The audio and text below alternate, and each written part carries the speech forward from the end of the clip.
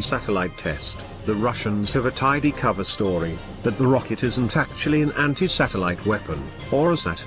Instead, it's meant for shooting down incoming ballistic missiles. That is to say, the rocket that Russia tested on December 16 could be a defensive rocket killer, rather than an offensive satellite killer. My take is that it could be either. Pavel Podvig, an independent expert on Russian strategic forces, told the Daily Beast via email. It is difficult to say at this point. But in fact, there's no meaningful difference between an anti-satellite weapon and a defensive missile interceptor. The same basic hardware can do both jobs.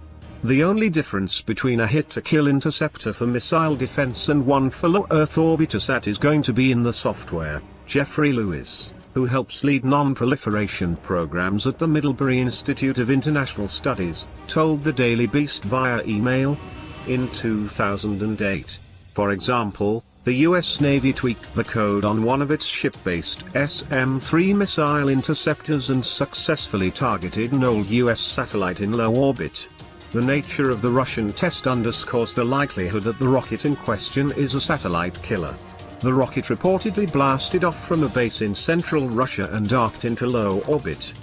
There was no debris, according to CNN, meaning the missile likely targeted a point in space instead of aiming for, say, a decommissioned Russian satellite.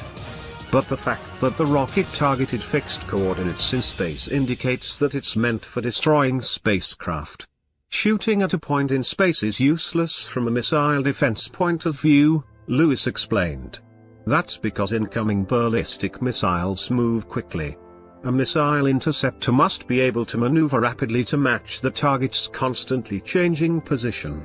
A satellite, by contrast, moves comparatively slowly and predictably. You don't know where a missile is going to be, Lewis said, but you do know where a satellite is going to be. Under Vladimir Putin, Russia has become the world leader in asymmetric warfare, targeting its enemies surreptitiously and in ways that avoid direct confrontation. After sending little green men troops without official uniforms, to invade Ukraine's Crimea region, Russian forces pummeled Ukrainian troops with artillery that fired from the Russian side of the border with Ukraine, and denied doing it. Likewise, Russia has targeted Ukraine and the tiny states along NATO's eastern border with relentless cyber attacks. In late 2015, Russian hackers disrupted Ukraine's power grid. And another substation near Kiev was recently hit, although it's unclear by whom. The Kremlin hides its cyber attacks behind murky, non-state groups or individual hackers such as the notorious Guccifer 2.0. He's the self-proclaimed Romanian hacker who claimed to hit the Democratic National Committee, only to be exposed as a Russian.